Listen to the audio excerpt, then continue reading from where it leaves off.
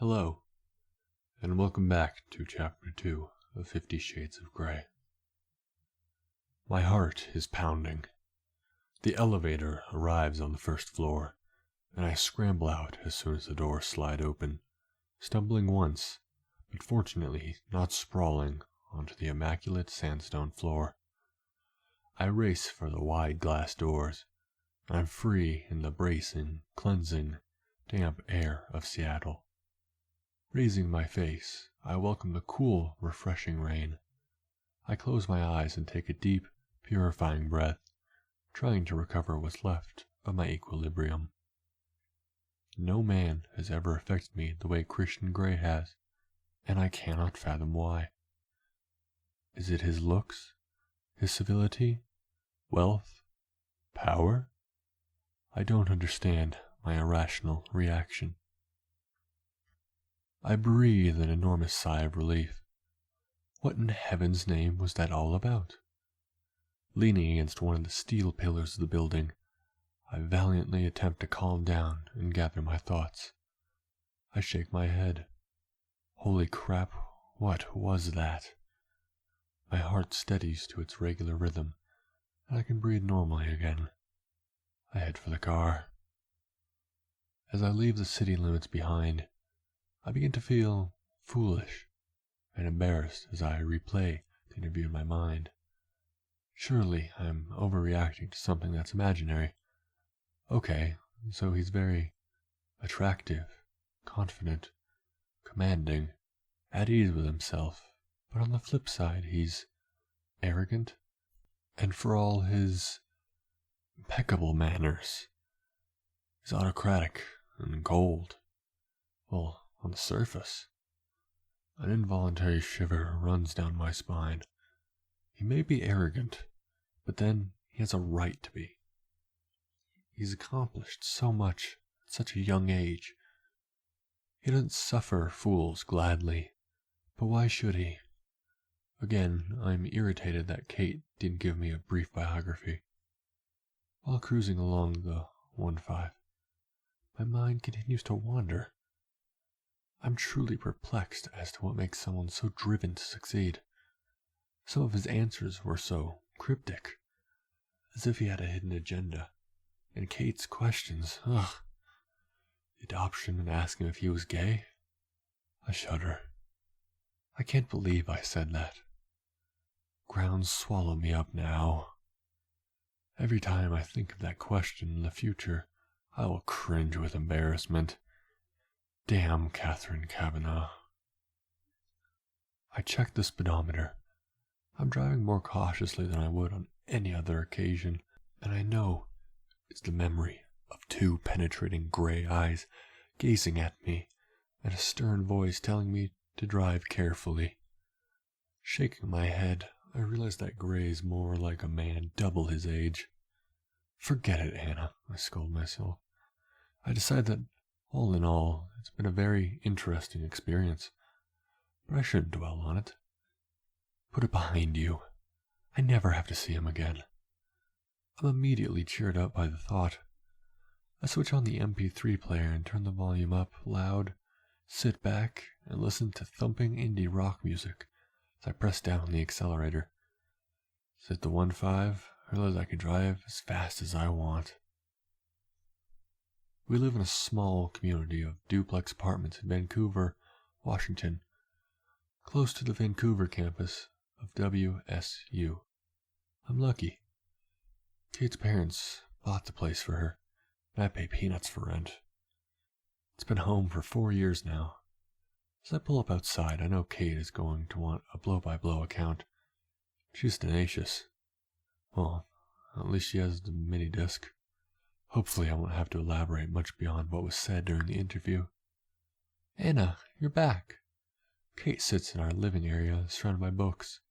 She's clearly been studying for finals, though she's still in her pink flannel pajamas, decorated with cute little rabbits, the ones she reserves for the aftermath of breaking up with boyfriends, for assorted illnesses, and for general moody depression. She bounds up to me and hugs me hard. I was beginning to worry. I expected you back sooner. Oh, I thought I made good time considering the interview ran over. I waved the mini-disc recording at her.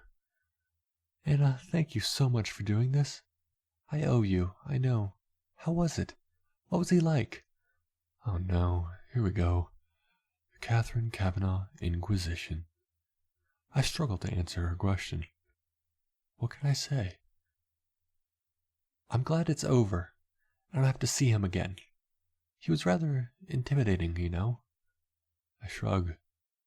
He's very focused, intense even, and young. Really young. Kate gazes innocently at me. I frown at her. Don't you look so innocent? Why didn't you give me a biography? You made me feel like such an idiot for skimping on basic research. Kate clamps a hand to her mouth. Geez, Anna, I'm sorry. I didn't think. I huff. Mostly he was courteous, formal, slightly stuffy, like he's old before his time. He doesn't talk like a man of 20-something. How old is he anyway? 27. Geez, Anna, I'm sorry. I should have briefed you, but I was in such a panic. Let me have the mini-disc, and I'll start transcribing the interview. You look better. Did you eat your soup? I asked, keen to change the subject. Yes, and it was delicious as usual. I'm feeling much better. She smiles at me in gratitude. I check my watch. I have to run. I can still make my shift at Clayton's. Anna, you'll be exhausted. I'll be fine. I'll see you later. I worked at Clayton's since I started WSU. It's the largest independent hardware store in the Portland area, and over the 4 years I've worked here, I've come to know a little bit about most everything we sell, although, ironically, I'm crap at any DIY. I leave all that to my dad. I'm much more of a curl-up with a book and a comfy chair by the fire kind of girl. I'm glad I can make my shift, as it gives me something to focus on that isn't Christian Grey. We're busy. It's the start of the summer season, and folks are redecorating their homes. Miss Clayton is pleased to see me. Anna, I thought you weren't going to make it today. My appointment didn't take as long as I thought. I can do a couple of hours. I'm real pleased to see you. She sends me to the storeroom to start restocking shelves, and I'm soon absorbed in the task. When I arrive home later, Catherine is wearing headphones and working on her laptop. Her nose is still pink, but she has her teeth into a story, so she's concentrating and typing furiously. I'm thoroughly drained, exhausted by the long drive, grueling interview, and by being rushed off my feet at Clayton's. I slump on the couch, thinking about the essay I have to finish, and all the studying I haven't done today because I was holed up with him. You got some good stuff here, Anna. Well done. I can't believe you didn't take him up on his offer to show you around. He obviously wanted to spend more time with you. She gives me a fleeting, quizzical look. I flush, and my heart rate inexplicably increases. That wasn't the reason, surely. He just wanted to show me around so I could see that he was lord of all he surveyed. I realized I'm biting my lip, and I hope Kate doesn't notice, but she seems absorbed in her transcription.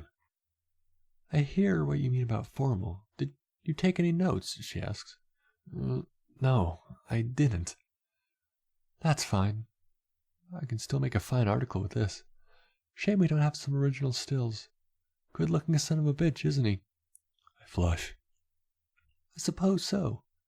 I try hard to sound disinterested, and I think I succeed. Oh, come on, Anna. Even you can't be immune to his looks. She arches a perfect eyebrow at me. Crap. I distract her with flattery, always a good ploy. You probably would have got a lot more out of him. I doubt that, Anna. Come on, he practically offered you a job. Given that I foisted this on you at the last minute, you did very well. She glances up at me speculatively. I make a hasty retreat to the kitchen. So what did you really think of him? Damn, she's inquisitive. Why can't she just let this go? Think of something. Quick. He's very driven, controlling, arrogant. Scary, really, but very charismatic. I can understand the fascination. I add truthfully, as I peer around the door, hoping this will shut her up once and for all. You fascinated by a man? That's a first, she snorts. I start gathering the makings of a sandwich so she can't see my face. Why did you want to know if he was gay? Incidentally, that was the most embarrassing question. I was mortified and he was pissed to be asked too. I scowl at the memory. Whenever he's in the society pages, he never has a date. It was embarrassing. The whole thing was embarrassing. I'm glad I'll never have to lay eyes on him again.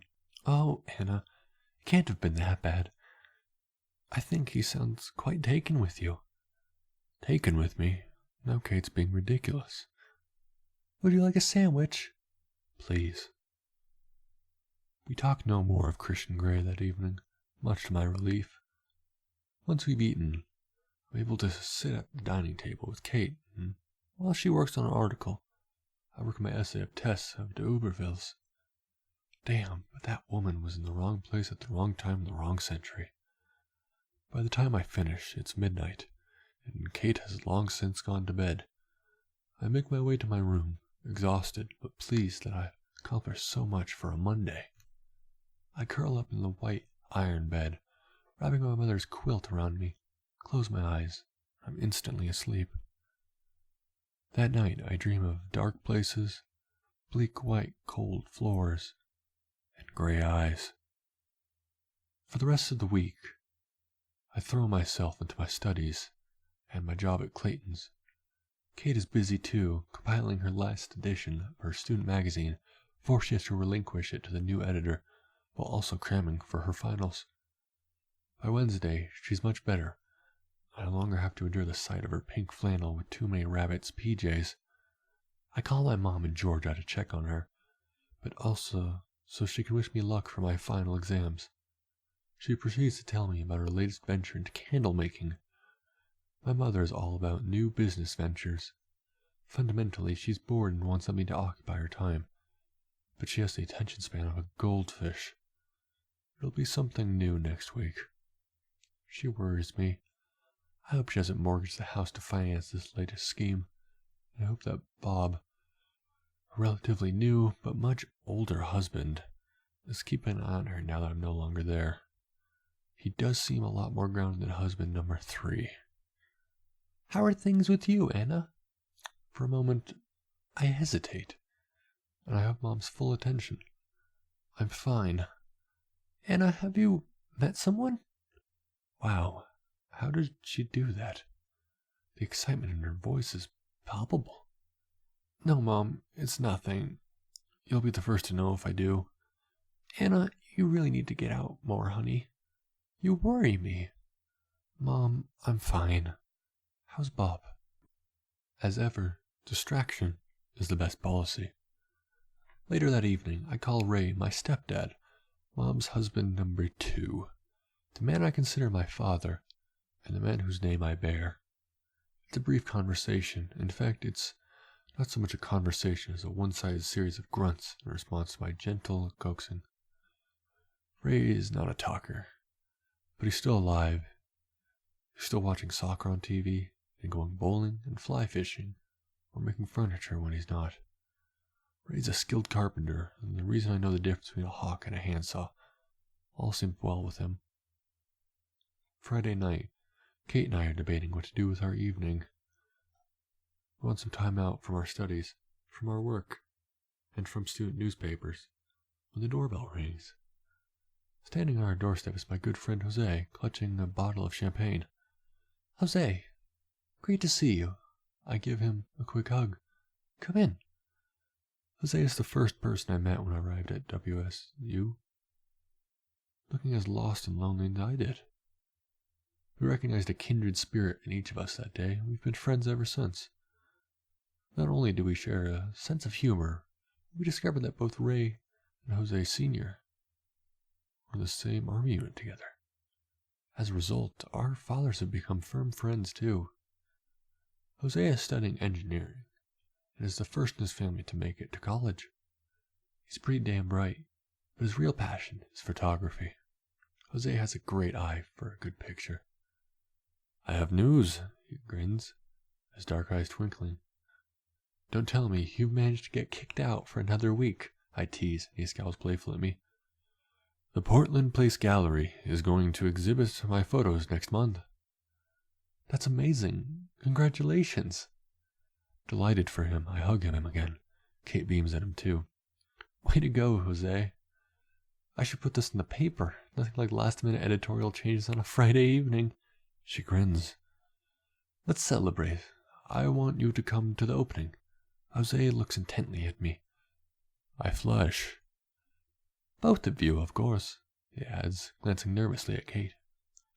Jose and I are good friends, but I know deep down inside he'd like to be more. He's cute and funny, but he's just not for me. He's more like the brother I never had. Catherine often teases me that I'm missing the need a boyfriend gene, but the truth is, I just haven't met anyone who I'm attracted to. Even a part of me longs for those trembling knees, heart in my mouth, butterflies in my belly, sleepless nights. Sometimes I wonder if there's something wrong with me. Perhaps I've spent too long in the company of my literary romantic heroes. And consequently, my ideals and expectations are far too high. But in reality, nobody's ever made me feel like that. Until very recently, the unwelcome, still small voice, my subconscious whispers. No. I banish the thought immediately. I am not going there. Not after that painful interview. Are you gay, Mr. Gray? I wince at the memory.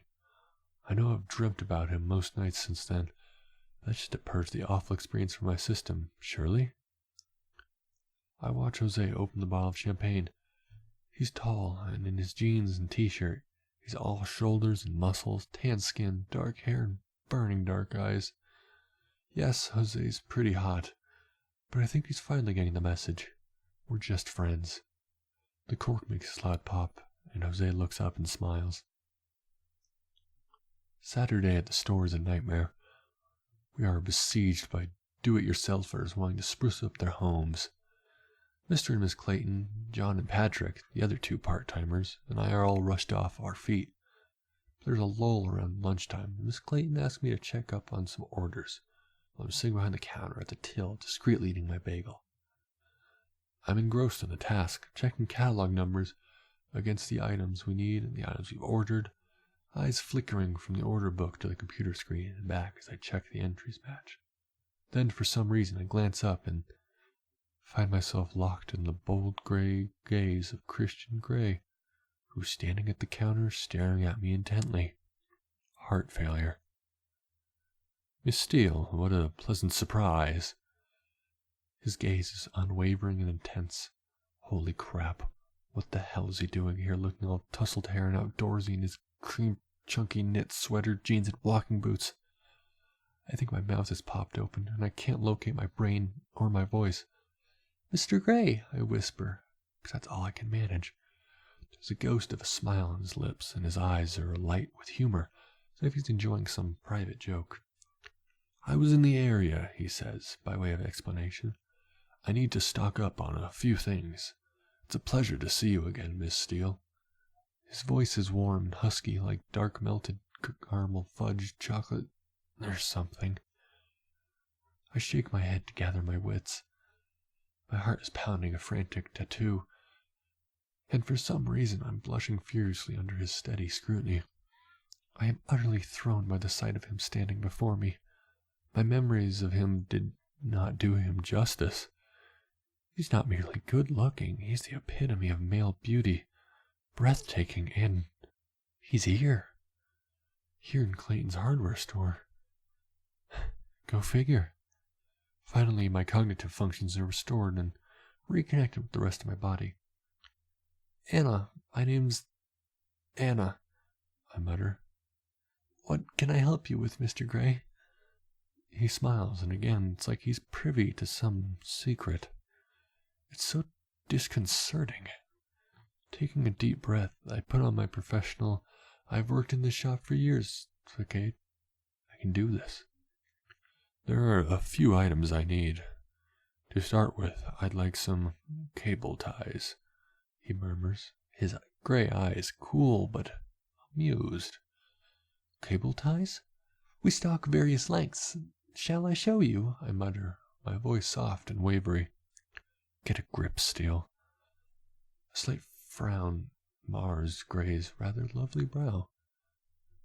Please, lead the way, Miss Steele, he says.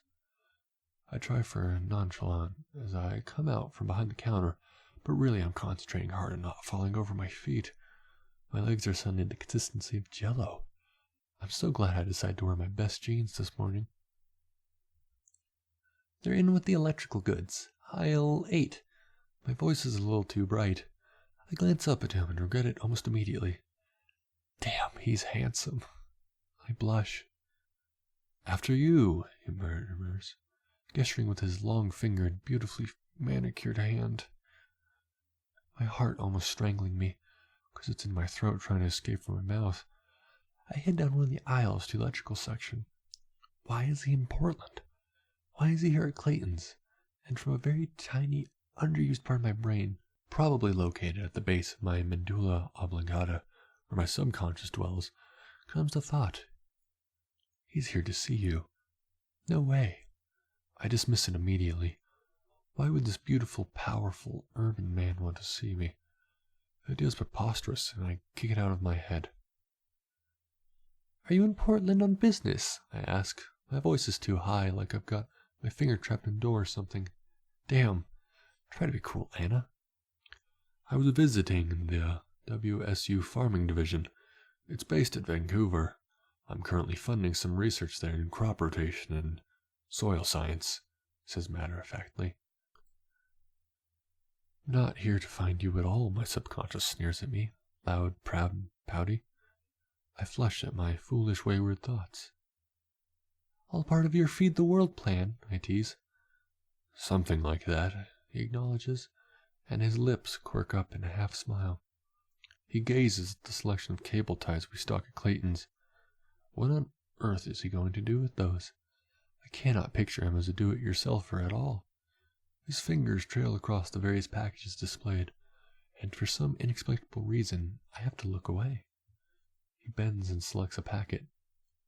These will do, he says with his oh-so-secret smile, and I blush. Is there anything else? I'd like some masking tape. Masking tape? Are you redecorating? The words are out before I can stop them. Surely he hires laborers, or has staff to help him redecorate? No, not redecorating, he says quickly, then smirks. And I have the uncanny feeling that he's laughing at me. Am I that funny? Funny looking? This way, I murmur, embarrassed. Masking tape is in the decorating aisle. I glance behind me as he follows.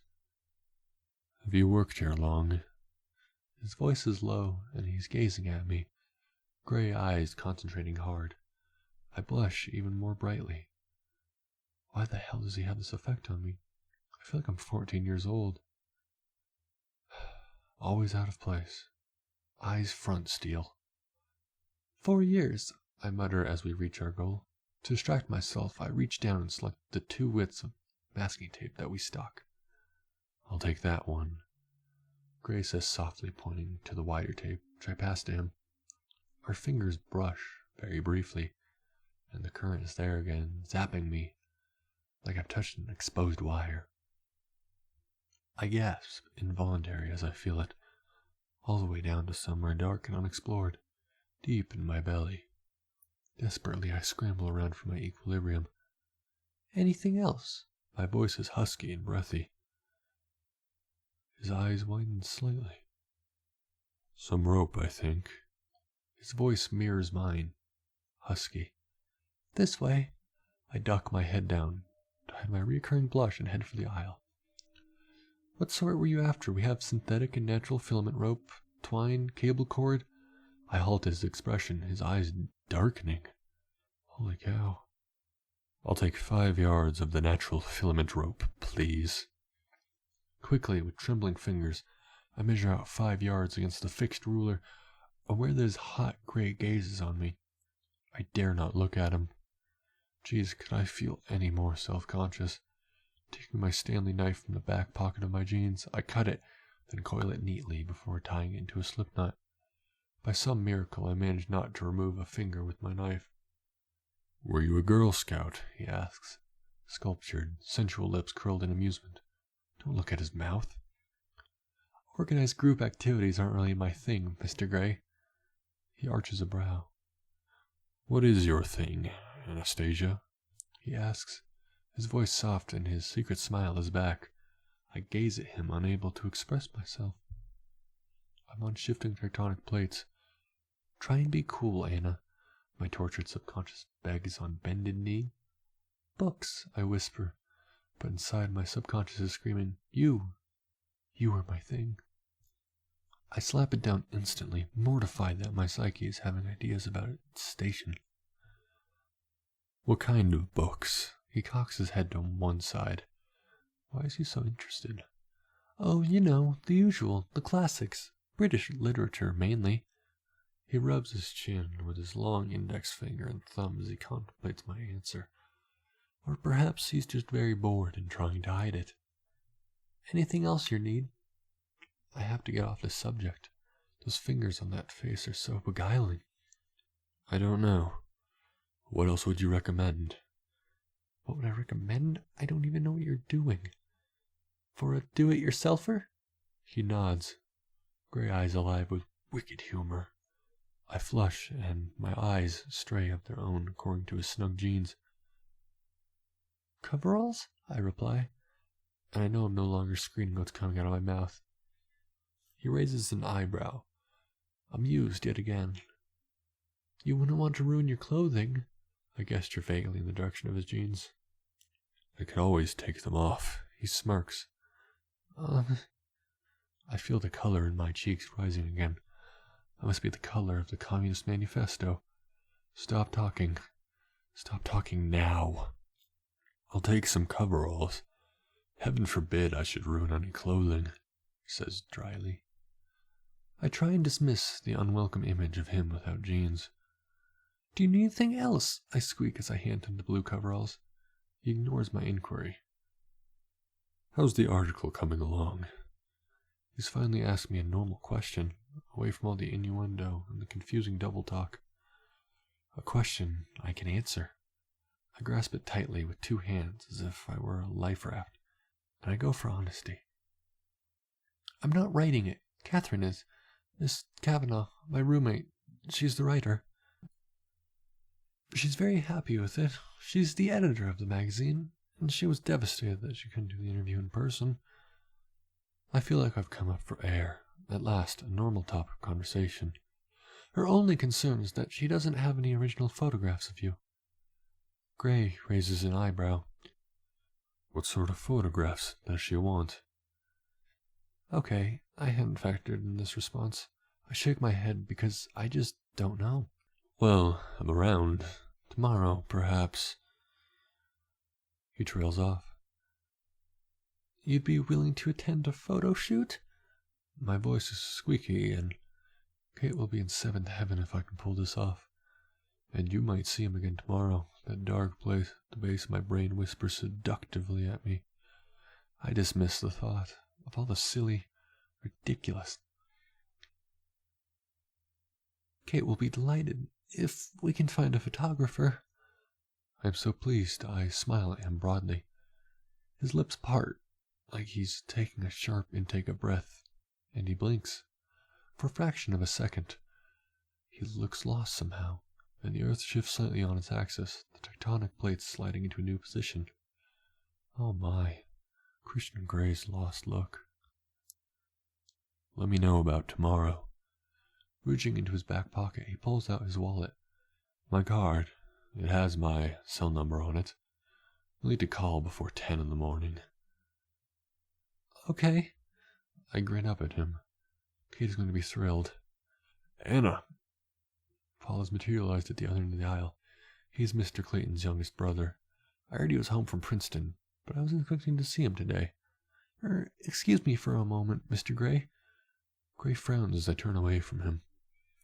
Paul has always been a buddy, and in the strange moment that I'm having with the rich, powerful, awesomely off-the-scale, attractive, control-freak Gray, It's great to talk to someone who's normal. Paul hugs me hard, taking me by surprise. Anna, hi. It's so good to see you, he gushes. Hello, Paul. How are you? You home for your brother's birthday? Yep. You're looking well, Anna. Really well. He grins as he examines me at arm's length. Then he releases me but keeps a possessive arm draped around my shoulder. I shuffle from foot to foot, embarrassed. It's good to see Paul, but he's always been overfamiliar. When I glance up at Christian Grey, he's watching us like a hawk, his gray eyes hooded and speculative, his mouth a hard, impassive line. He's changed from the weirdly attentive customer to someone else, someone cold and distant. Paul, I'm with a customer, someone you should meet, I say, trying to diffuse the antagonism I see in Gray's eyes. I drag Paul over to meet him, and they weigh each other up. The atmosphere is suddenly arctic. Paul, this is Christian Grey. Mr. Grey, this is Paul Clayton. His brother owns the place. And for some irrational reason, I feel I have to explain a bit more. I've known Paul ever since I worked here, though we don't see each other that often. He's back from Princeton, where he's studying business administration. I'm babbling. Stop, now. Mr. Clayton. Christian holds his hand out, his look unreadable. Mr. Grey. Paul returns his handshake. Wait up, not the Christian Grey? Of Grey Enterprises Holdings?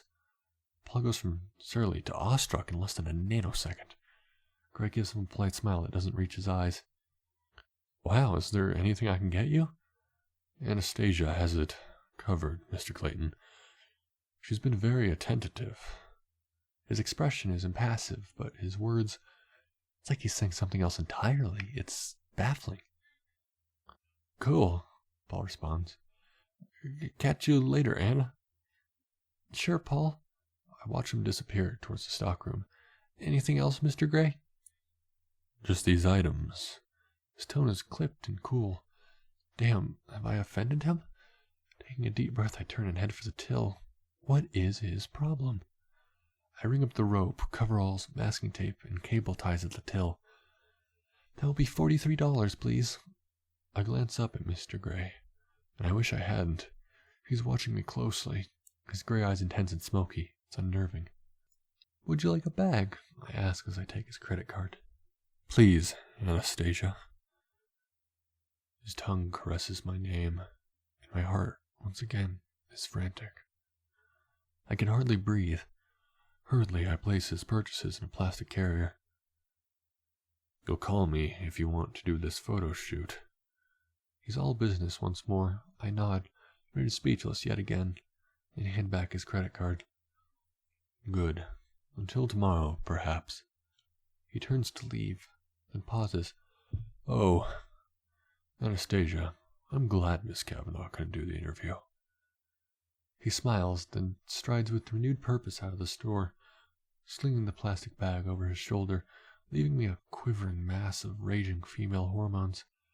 I spend several minutes staring at the closed door through which he's just left before I return to planet Earth. Okay, I like him. There, I've admitted it to myself. I cannot hide my feelings anymore.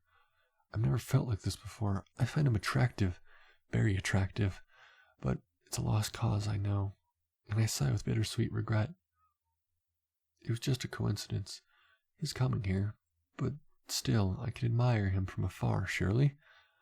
No harm can come of that, and if I find a photographer, I can do some serious admiring tomorrow. I bite my lip in anticipation and find myself grinning like a schoolgirl.